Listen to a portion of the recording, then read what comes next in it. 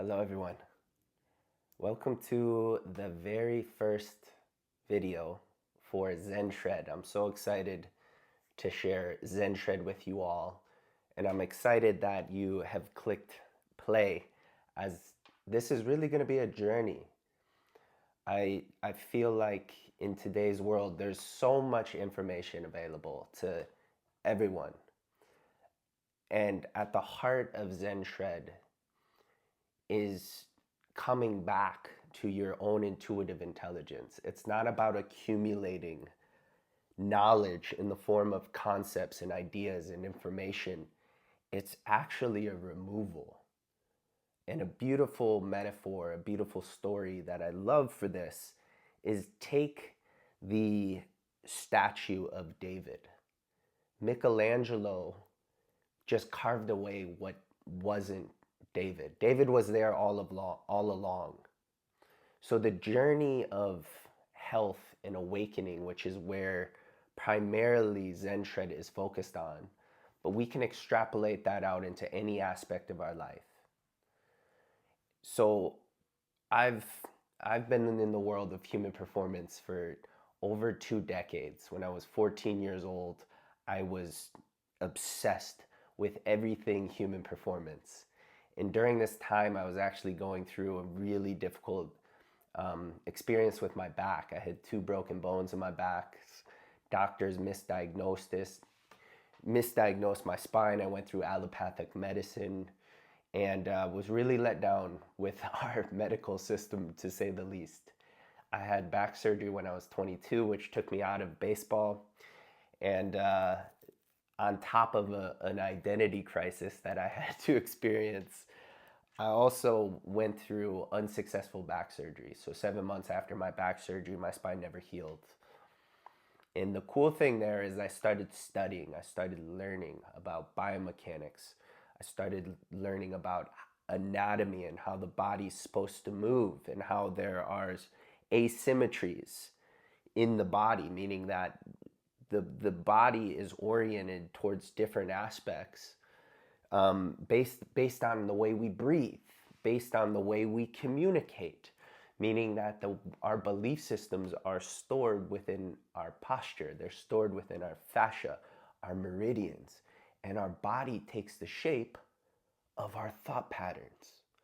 So at the heart of ZenShred, at the heart of health, is our own relationship to ourself, more specifically our relationship to our mind, because our mind is going to impact the body. The subconscious mind is the habitualized patterns that we carry that are stored within the body. So we'll unpack all of this. This first video is really just going to give you a broad spectrum of what you already know. I'm not sharing anything that you don't already know.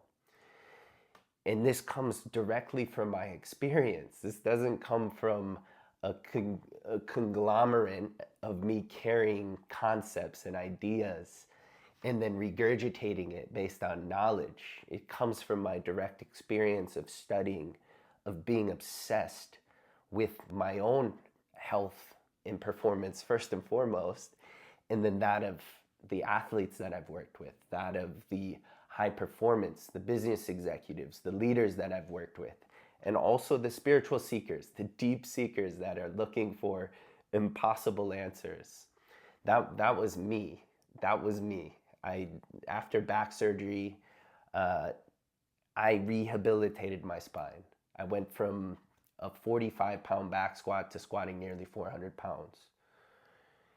And then 6 years later, I ran 100 miles with a broken spine. And I would assert that it wasn't based on my willpower. It was based on my mindset. It was based on the instilled beliefs that were deeper. I always trusted the inherent goodness of life. I've trusted the inherent goodness that is breathing my breath, that is taking care of the digestion process. There's a force that's taking care of us. And that, I assert, is the most important relationship when it comes to our health, when it comes to our finances, when it comes to every single everything that we experience in our life, it starts with our relationship to our life force. And our life force is a direct relationship. It's a direct reflection of our thought patterns. So a little background. I know I'm just giving you this, but somewhere inside of you, I trust that it is sinking in. I believe we come into this world as souls, limitless, boundless, free, loving, self-expressed.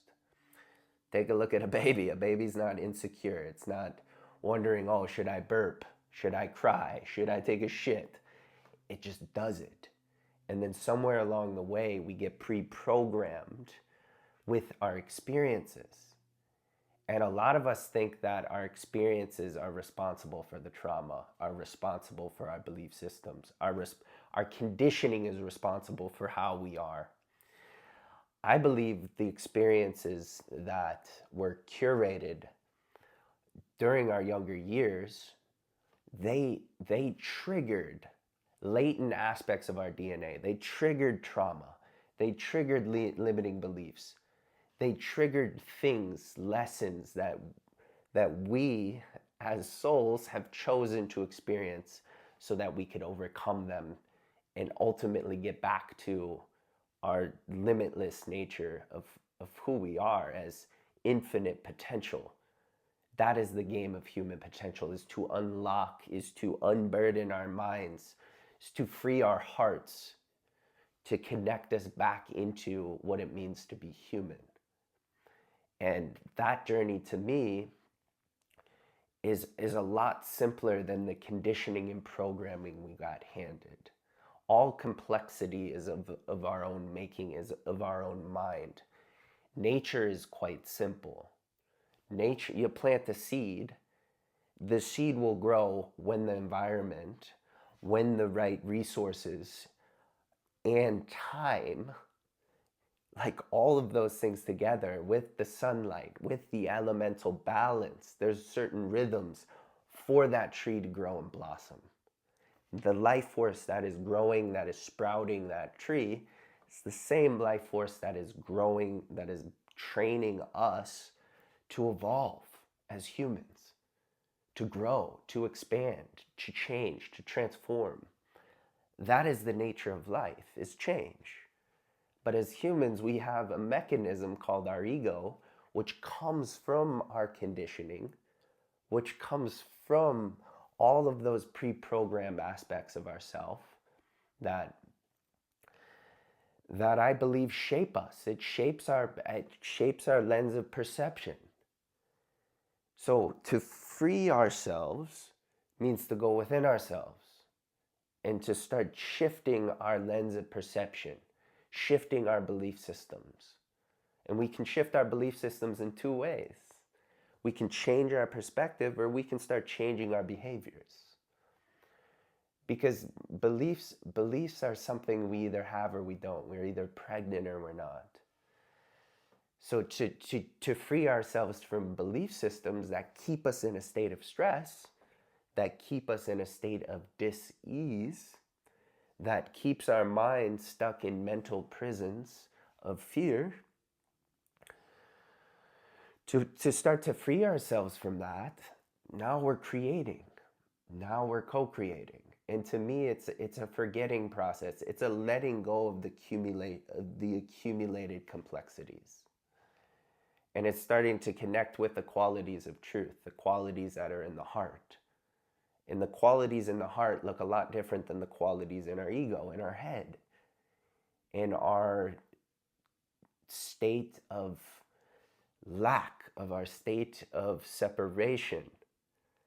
So in order to free ourselves from purely the egoic lens, to start to root into our heart, to access qualities of courage, of honor, of love, of freedom, of giving, that's a journey. As they say, the longest journey a human being will ever go on is from the head to the heart. Because the heart takes time to nurture. It takes time to to feel repressed trauma, repressed emotions that we didn't have the tools to deal with when we were younger. And the only place emotions truly start to transform and to alchemize and transmute is in the heart. Now, we can get into the yogic science, and the yogic science is a big piece of ZenShred, but I use yogic science as a lens, as a perspective, to start to bring you back into your own essence, your own authenticity, which is right here. And it starts with regulating the body. That's why I teach breathwork, because it's such a simple tool that we can use to start to slow down our nervous system, to start to relax the fear-based, stress-based patterns that we've accumulated. A simple inhaling through the nose for a 5-6 count and an exhaling for an 8 count, it will start to slow down your nervous system. It will start to bring you back into your body. It will slow down the thinking patterns, and it will connect you with your life force. And the life force that I believe health is inherent. Health isn't something we go learn. Health isn't accumulated in our diet. Health isn't accumulated in anything external to us. It is inherent. And when we connect to our inherent health, the habits will start forming themselves.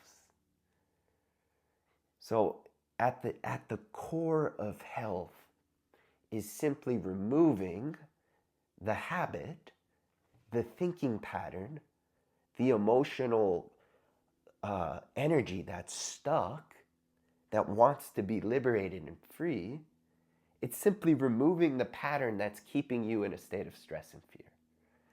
And that comes from all of my time studying human physiology and human performance. We have two systems. We have a stress system, the sympathetic nervous system, and the parasympathetic nervous system. I'm sure you've heard of this. Parasympathetic, rest, restore, regeneration. The sympathetic, the fight, flight, it triggers us to survive. And that's the number one thing that our brain, our nervous system is worried about, is wired to, is survival. Now here's the catch. The mind and its imagination, as well as an experience where we're perhaps being chased by a bear, there's no difference in our mind, in our nervous system. So just thought alone changes our state. It changes our biology. When we don't mess with our thinking, when we're able to be free as we were as a child, self-expressed, we didn't have an ego that was protecting itself. The body knew how to come back to balance and homeostasis. With our programming and conditioning, I have so much compassion for people, as this journey it's not an easy one to go on, the deconditioning process. But the beautiful thing is life is supporting us. It's always supporting us. And one of the greatest lies that we've been given is life is black and white. That we need to take massive action in order to change our circumstances.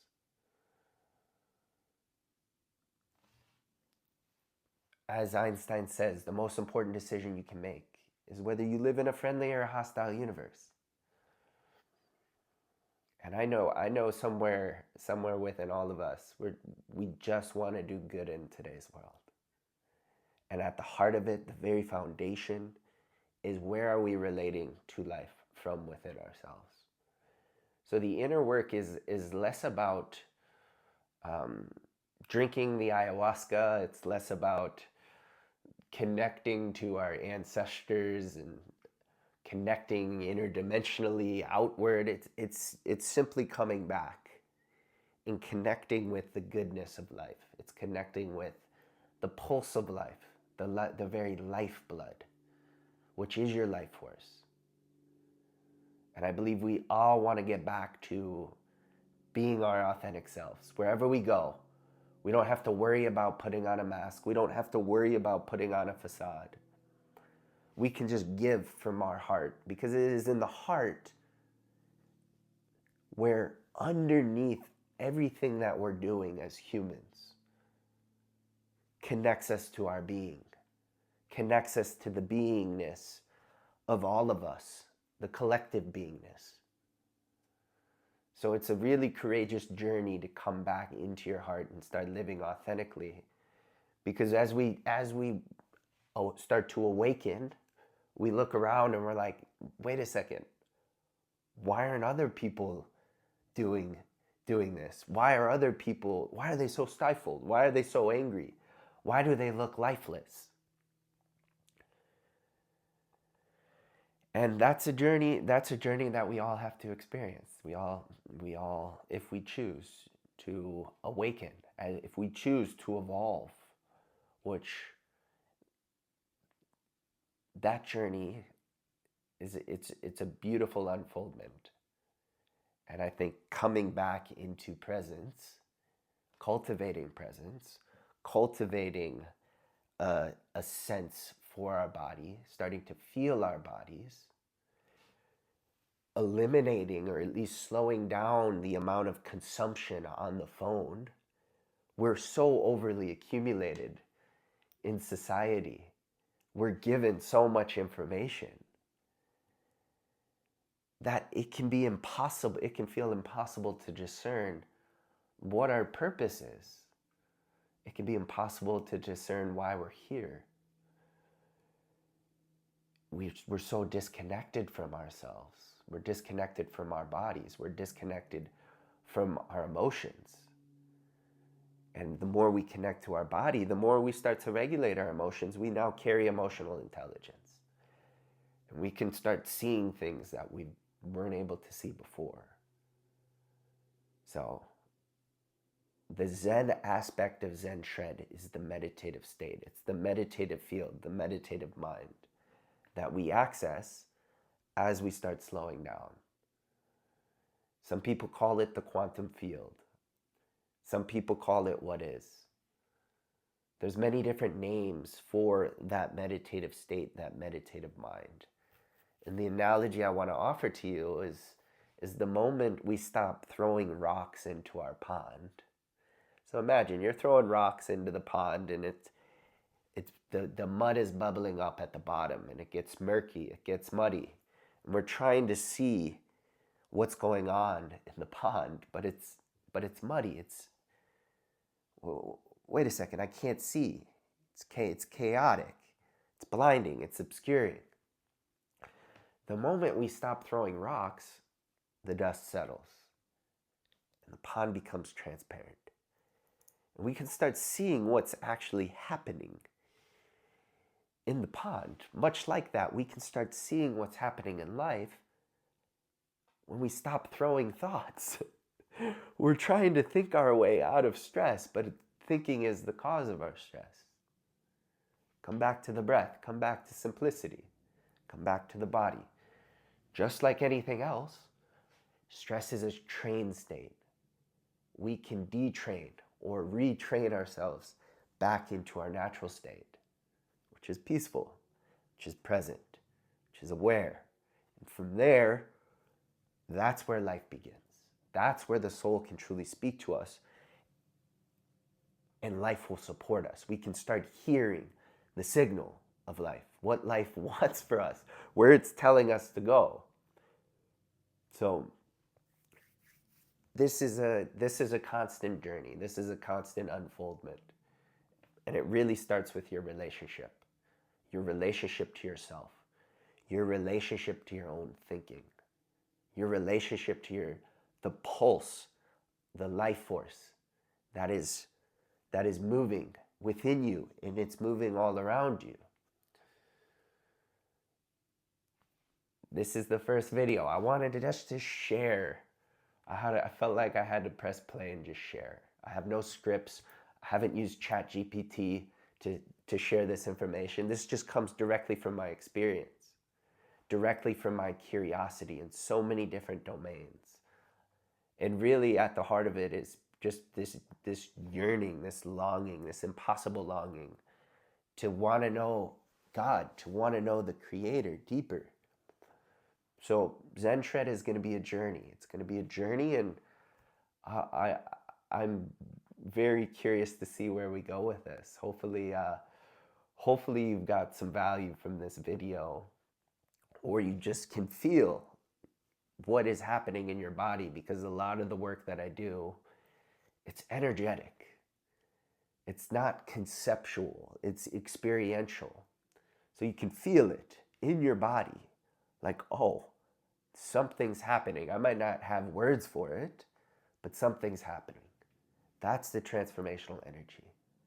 So the more you allow space for that, the more you open yourself up to new experiences, it becomes easier and easier to let go of that which is harming you, creating dis-ease, creating an experience of depression. The more we let our life force start to move, that starts to blossom and open up our potential. It starts to open up our throat, our fifth center, which is the center of speaking truth, speaking the potential that wants to move through you. But life is a journey. So we can slow down, we can take a breath, we can integrate. And I feel like at this day and age, we really need a renaissance of people sharing from their direct experience. We don't need a renaissance, a re-renaissance of just accumulating information. I feel like people are yearning for something deeper. They're yearning for something tangible, something practical. And we don't need exogenous sources to get there. You can go do whatever you want. I'm not telling you what to do. You can go do whatever you want. You can explore. There's so much learning available. And there's so much learning available by honoring your body, taking care of your mind. That is the core. Because you only have access to your experience of yourself. It's the longest relationship you'll ever have. So if we can learn to civilize our mind, break free from limiting belief patterns, we can start living in a way, you can start living in a way that's honorable to yourself, that's honorable to God, that is honorable to why you chose to incarnate in this human form at this time. It's not a mistake. You do have a purpose. So it's up to you to go on your hero's journey, to access the true potential, the true gifts that you were given. And that journey is not easy, because it requires us to look at things that can be painful. It requires us to feel emotions, energy, emotion that is stored within our body, our fascia, our meridians. The body keeps the score. Our trauma is on our body, and our trauma is not a mistake, and it's a part of how we express, how we share, how we communicate, and how we ultimately give back to life. Because I think the only true purpose of our life is to wake up to God, and then to give ourselves back to the glory of God, all for God. I know I'm not breathing my breath. I know there's a life sustainer. So the more I can honor that, the more I can start seeing, hearing from my intuition, not from my ego and conditioning.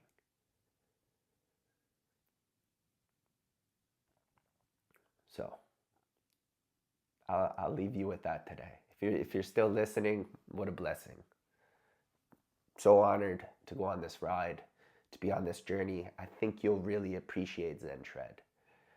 And if you have any questions, please comment below, as this is just the beginning of sharing this style of information.